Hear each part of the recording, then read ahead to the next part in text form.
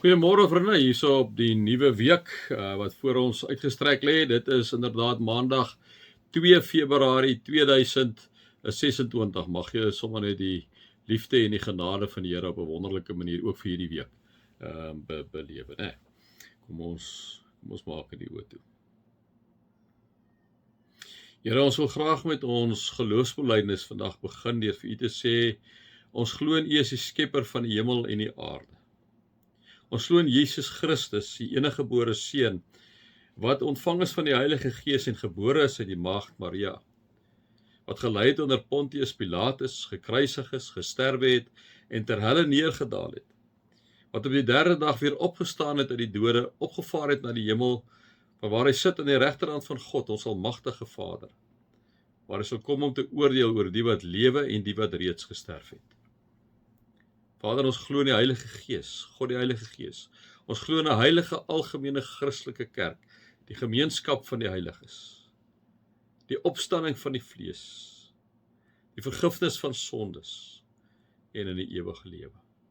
Dankie Here dat ons hierdie geloofsbelijdenis as 'n gebed kan opsê om te sê ons vertrou op U as ons almagtige God en Vader, U as die enige God.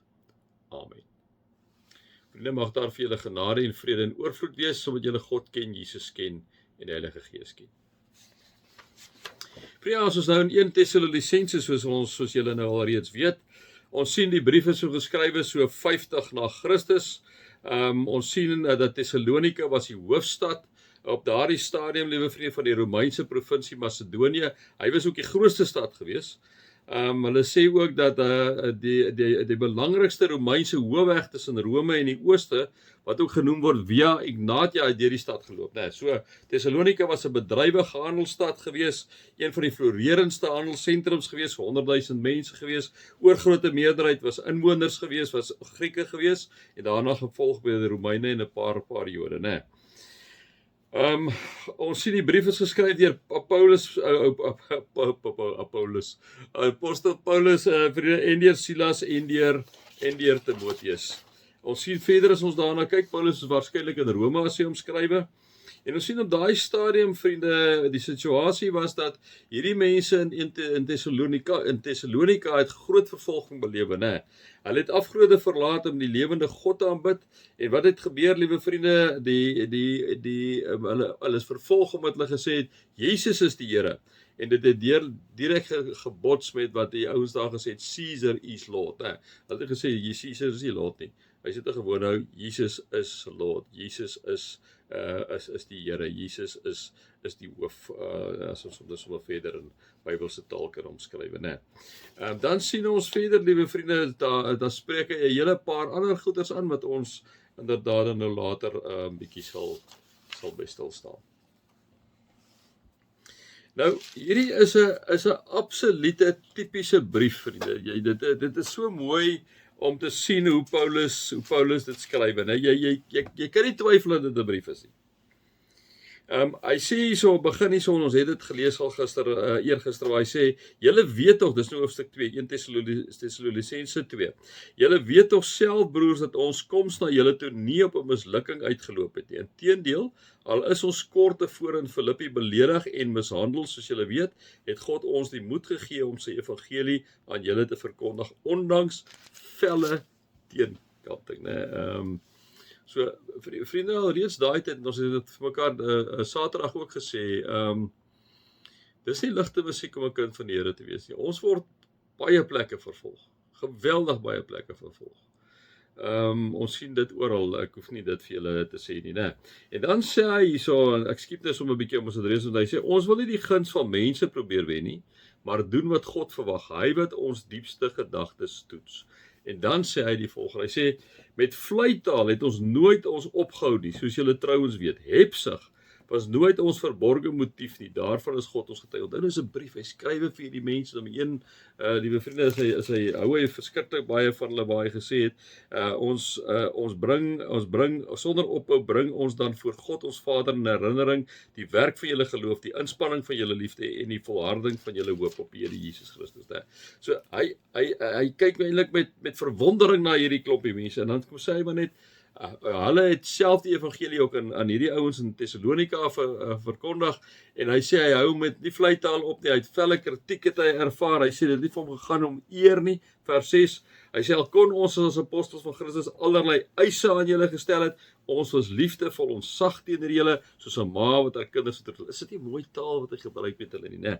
So geheg is ons aan julle, sê hy vir hierdie mense hierso in Thessalonika. So geheg is ons aan julle, dat ons nie net die evangelie van God aan julle gegee het nie, maar ook ons lewe vir julle sou wou gee, want ons het julle lief gekry. Ja, dit is mooi taal wat Paulus praat oor 'n gemeente, né? Hy sê, weet jy, julle is eintlik 'n besonderse klomp mense by mekaar.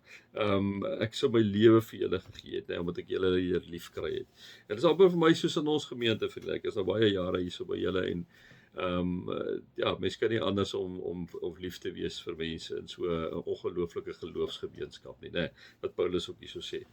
En dan vers 9, julle onthou immers nog, broers, hoe ons gesoeg en gesweet het, dag en nag het ons gewerk om vir enige een van julle nie 'n las te wees, terwyl ons die evangelie vir God aan julle verkondig het. En so hulle was definitief tentmakers gewees, hulle het hulle eie besigheid gedoen, en dan het hulle ook die evangelie basies verniet verkondig, né? Dit is wat hy basies so sê. En dan sê hy, julle en ook Gods getuie van hoe suiwer, reg en onberispelik ons gedra het teenoor julle wat glo. Nou, Paulus het gesê, julle kon na ons voorbeeld kyk, hy sê dit op 'n ander plek ook, hy sê, kyk na ons voorbeeld, ons het regtig geprobeer om reg, suiwer en onberispelik op te tree. En dan vers 11, net so weet julle ook hoe ons elkeen van julle behandel het, soos sy pa, sy kinders het ons julle elkeen bemoedig en aangespoor en dit op die hart gedruk om tot eer van God te lewe. Nou, is dit nie pragtig nie? Dit is pragtige taal, né? Soos 'n pa sy kinders, Paulus wat hierdie absolute ikoon is, hierdie apostel van formaat is, hulle vriende, wat die ontmoeting met God self gehad het, God die enige, want Jesus sê dan, wie vervolg jy Paulus op die pad van Damaskus? En dan kom sê hy vir hulle, weet julle, ek voel soos 'n pa teenoor sy kinders, kom sê hy, né? Elkeen wil ek bemoedig en aanspoor, en wil julle dit op die hart druk om tot eer van God te lewe. Nou, hierdie ou wat skryf vir hierdie mense wat eers heidene was, wat tot bekering gekom het binne in 'n heidense situasie, om vir hulle te sê, ek wil julle bemoedig en aanspoor om tot eer van God te lewe. Nou, vriende, dis kom ek altyd vir julle sê, hoe luister julle, wat hoor julle hierso? Wat ek hoor, wat Paulus vir ons kom sê, en wat God vir Paulus gebruik en deur sy gees vir ons in die jaar 2026 kom sê is, ek wil julle bemoedig en julle aanspoor en dit op julle hart druk om tot eer van God te lewe.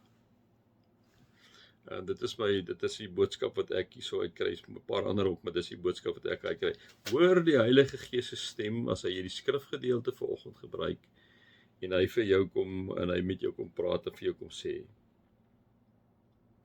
ek wil julle bemoedig en ek wil julle dit aanspoor en ek wil julle dit op die hart druk om tot eer van God te lewe. Daar waar jy is in jou werksplek, daar waar jy is in jou maatskappy, daar waar jy is in jou vriendekring, in jou familiekring, daar waar jy is in jou gesin tussen man en vrou, dat jy so sal optree, so sal lewe, dat dit tot eer van die Here sal wees, né? So ek wil vir julle vra om te gaan kyk, wat beteken dit, en dit is mos nou lekker prakties, wat beteken dit om tot eer van die Here te lewe, né? Wat beteken dit om tot eer van die Here te werk, waar jy jou ook al nou al bevind? En vriende, doen dit prakties. Hoe praat jy met jou vrou? Praat jy met jou vrou tot eer van die Here? Praat jy met jou man tot eer van die Here? Of doen ons nie, né? Hoe praat jy as kind met jou ma? Hoe praat jy as kind met jou pa? Is dit tot eer van die Here? Hoe jy praat met pappa en mamma, né?